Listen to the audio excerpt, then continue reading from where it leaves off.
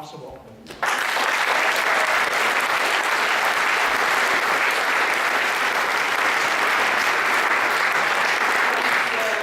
Thanks ever so much, John. And I know it's probably the 40th time tonight, but can I say on behalf of PCS how delighted we are to have you back. We've had Ian Lavery standing in for you at the PCS Executive. He's done a fantastic job. Everybody is really thrilled that you're back with us. And hopefully you'll be taking it easy with the many things coming up to make sure you look after your health. I always find it, one of the funny things about coming to these meetings, because I think I've been about 5 or 6 years running, is I'm always the person who's not in the Labour Party and whose union is not affiliated to the Labour Party. And in that sense, I'm usually the odd one out. But I've always sought to come and make a contribution to the meeting that talks about how can we work together to stop what's going on to our class up and down the country, to reverse the tide of austerity and neoliberal politics, and ensure that we get a politics that moves massively to the left, and that we get struggles in the here and now that can be successful. And that's really what I wanted to try and talk about tonight. I mean, we've all heard the arguments about how terrible the Tories are. But, I mean, it's a shocking state of affairs, but it's a cabinet where most of them are millionaires. They're in coalition with a party whose leader lied to the electorate at the last election. And it's a party that is waging class war on the people who can least afford it. And as has already been pointed out, living standards have plunged to levels that we have not seen since the 1870s. Welfare has been frozen. There's been a public sector pay freeze in terms of PCS members, and this is reflected in other parts of the public sector, that is now entering its 7th year. People who are some of the lowest paid workers in Britain are 20% worse off today than they were 7 years ago. Adding to that, the privatisations, the attacks on people's pensions, the despair of people being evicted from their houses as we see changes in welfare that are absolutely obscene. And I think we get a picture about how bad it is. Just in terms of the trade unions, I think we should add in the issue of workers' rights and an attack on the trade union movement by the Tories. The reality is, if you're in a union, you know that the government is trying to reduce the amount of time off representatives can have at work to stick up for their work colleagues. You now have to pay if you want to go to an employment tribunal. And in terms of my own union, we saw that intellectual giant of the cabinet, Eric Pickles, recently announced that he didn't think the taxpayer should be funding the unions by deducting union subscriptions from their pay packet. So he unilaterally announced in his department in the civil service he was ending this practice because the taxpayer shouldn't pay for it. Now this practice goes back 30 or 40 years. Do you know how much it costs? It costs for an entire year £340 to administer. We offered to pay for it. We actually said we're happy to pay, that it's not about money for us, it is about workers having the right to have their union subs deducted from their pay packet. Pickles ruled it out, and therefore we went to the High Court. Now in the High Court, I'm pleased to say that the judge found for the union on every single case, he declared it would have been unlawful for the department to stop deducting people's union subs from pay, and Pickles was humiliated. And to save £340 a year, what did he spend? £91,000 of taxpayers' money in order to fight it in court. His response to losing in court is we are still going to do it because we're not prepared to allow this anachronism to exist. Small example, but it shows us on day-to-day issues the Tories are massively seeking to undermine the labour movement, the trade unions, and the people that we represent. So when you think about all of that, and you think about people's living standards have plummeted, people feel less secure at work than they ever have, 0 hours contracts, what a scandal. Most people probably despise the government. I think we have to ask ourselves this question. Why then is it the case that Labour are not surging ahead in the polls, and the only question that we should be debating is will they have a 3-figure majority, or will they just have to settle with an overwhelming majority of 80 or 90? There is something wrong when, despite everything we have been through, the reality is that last week some of the opinion polls put Labour only 4% ahead. Extraordinarily, in terms of running the economy, the Tories were still getting 40% poll ratings to Labour's 25%. Now these are the Tories who borrowed £240 billion pounds more than predicted because of the failure of their austerity policies, the rise of unemployment, and the lack of bringing in money through taxes. It takes some doing for a government that is botching our economy like that to still be 16 points ahead of Labour in the opinion polls on who the public trust to manage the economy. And I think we've got to ask ourselves some questions as to why that's the case and what can we do about it. Yesterday I was at a football match. I was unlucky enough to see Cardiff robbed by Spurs in the 1990s. And I went to the football match with people I used to go to school with and people I used to work with in Aberdeen. Some of them were ex-miners, most of them are currently working in low-paid jobs, some of them were on benefits.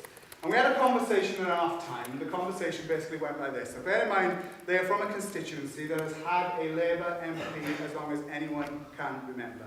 The conversation went like this, I quote, "Things are pretty shit, aren't they, but? We've had enough of it. It can't get any worse. Pause, but we don't think it'll be much better under Labour." Now these are people in Labour's heartlands where they weigh the vote, they don't count it, who should be flocking to the poll to say we want the biggest ever Labour majority in Aberdeen that we have ever seen. And yet they're cynical. They actually hate the Tories, but they don't see anybody else offering much better. Now what I say to people is it's actually a big mistake if what you read into that is that everyone is the same. You will never hear me or my union ever say we think they're all the same, there's no difference between Labour and the Tories. The reality is that we want the Tories out of office, and it is only the Labour Party that is going to be able to replace them in 2015. Of course there's a difference, and of course everybody in this room wants to see Labour win the election. My point, however, is if we replace the coalition with a Labour government that is better on some issues but fundamentally still believes in austerity and economic solutions that this government is putting forward, we are woefully selling ourselves short. And therefore the task for our movement, it seems to me, is not just to support the struggles that are going on now, I'll say something about in a second. It is actually to seek to put Labour as left as conceivably possible in the run-up to the election, to have the effect of inspiring people who may think about staying at home at the moment because they don't know what the point in voting is, and actually start articulating a different type of politics. And that means we've got to be honest in our assessment of what we hear from the Labour leadership. You see, the reality is they're schizophrenic. They're schizophrenic because they come to the TUC and Ed Miliband says, we are against austerity, and then he finishes his sentence by saying, but we've got to be economically credible, and that means we've got to carry on making cuts. We hear Liam Byrne say that we want a wages-led recovery, and yet he supports the pay freeze in the public sector that is doing so much to wreck people's lives and actually wreck the idea of an economic recovery. We hear today that Labour, brilliantly, has announced it's going to scrap the bedroom tax, but is still using the language of the Tories and the right wing of a something-for-nothing society, and saying that, in Ed Hall's speech today, it can't be right that people are better off on social security than at work. Let me just say, that is a lie. It is a damned lie. And when Ian Duncan Smith repeats it in Parliament, we challenge him to a debate. He should go to a job centre. And any PCS member who works in a job centre, they have the charts on the tables to show you that work will always mean you are better off than being on social security. But they repeat it for a reason. They repeat it to attack our social security system and give the impression that there are scroungers and shirkers and these are the people that everybody should turn on. Well, to hear people say, in opposition, give that argument some credence, I think should make us very, very angry and say, you're not talking for me, when you are condemning whole parts of the UK to just write them off in some ways as being scroungers and being work sharing. So I believe that the challenge for us is to really say this. Things are pretty grim. They're going to get grimmer if the Tories win, but they will remain grim if they are replaced by a government that tinkers on the margins rather than grasps the fundamentals of the economy that we want to change.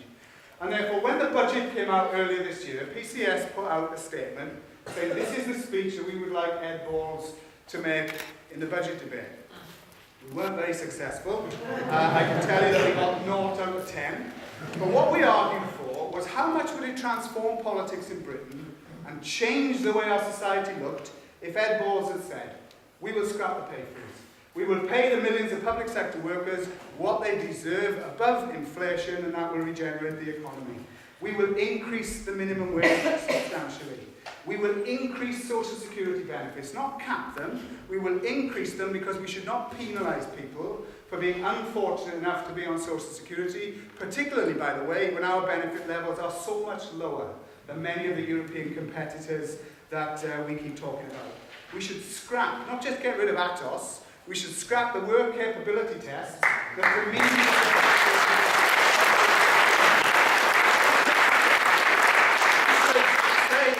not really Trident, and the billions of pounds, and I'm so glad to hear it, because the billions of pounds that could be reinvested in public services rather than weapons of mass destruction, it is a no-brainer. But then we should say we will stop cutting jobs. Cuts do not work. They put people out of work, they claim benefits rather than pay tax, and the society that we live in gets a worse place to be. We should cap rents, not benefits. We should say that we will build 1 million council houses, not this affordable housing stuff that we may get a bit. We want 1 million council houses, owned and run in the public sector, that allow people to get back to work when they build them, and allow people to be able to have a roof over their heads.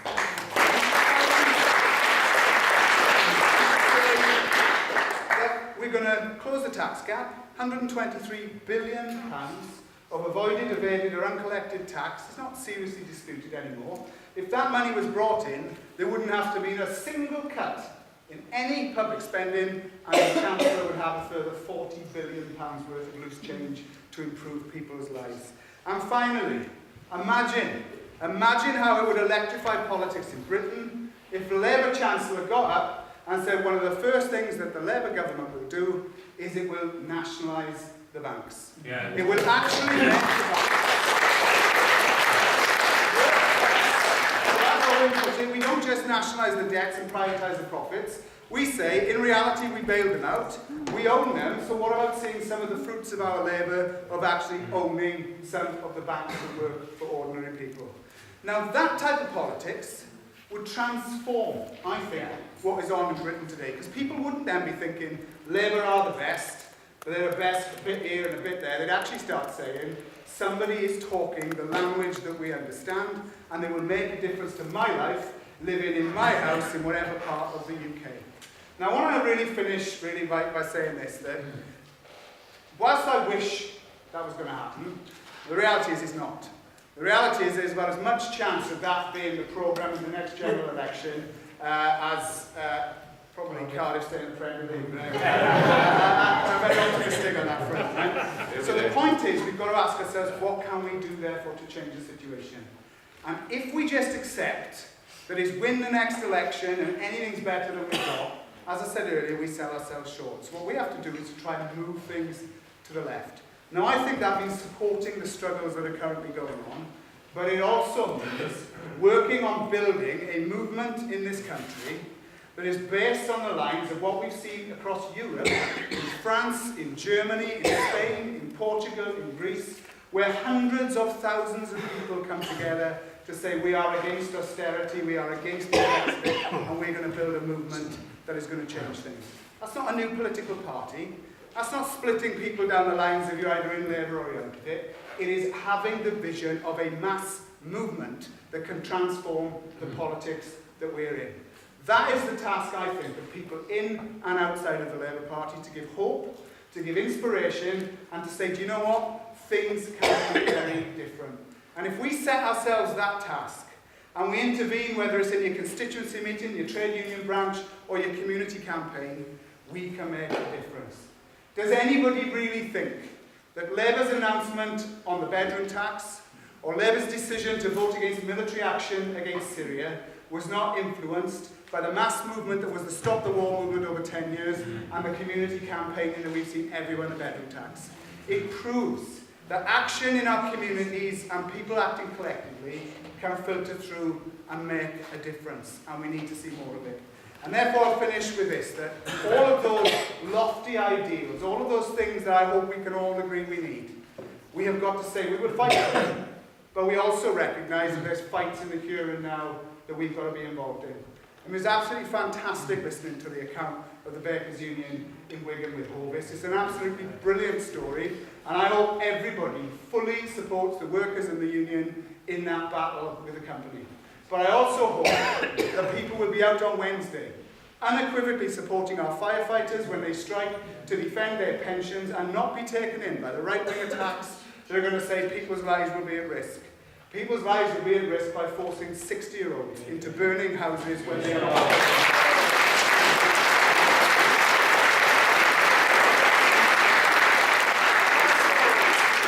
I also hope that when our teachers strike in October and strike in November, that we all recognise it's not just about teachers' pay, it is about defending education, it is about workloads, and it is about making a stand against the politicisation of our education system. They are some of the struggles. In my union, I believe we will be back on strike within the next 8 weeks over a raft of cuts, and we hope everybody supports us.